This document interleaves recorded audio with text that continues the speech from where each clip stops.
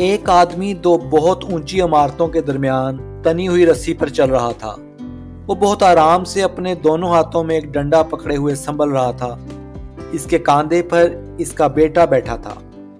जमीन पर खड़े तमाम लोग दम साधे एक नजर उसे देख रहे थे। जब वो आराम से दूसरी इमारत तक पहुंच गया तो लोगों ने तालियों की भरमार कर दी और इसकी खूब तारीफ की। इसने लोगों को मुस्कुराकर देखा और बोला, क्या आप लोगों को यकीन है कि मैं वापस इसी रस्सी पर चलता हुआ दूसरी तरफ पहुंच जाऊंगा? लोग बोले, हाँ हाँ तुम कर सकते हो। इसने फिर पूछा, क्या आप सबको भरोसा है? लोगों ने कहा, हाँ हम तुम पर शर्त लगा सकते हैं। इसने कहा, ठीक है, क्या मैं आप में से कोई मेरे बेटे की जगह मेरे कंधे पर बैठेगा? मैं इसे बाहिफाजत दूसरी तरफ ले जाऊंगा।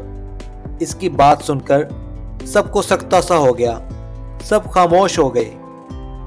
यकीन अलग चीज है, भरोसा अलग।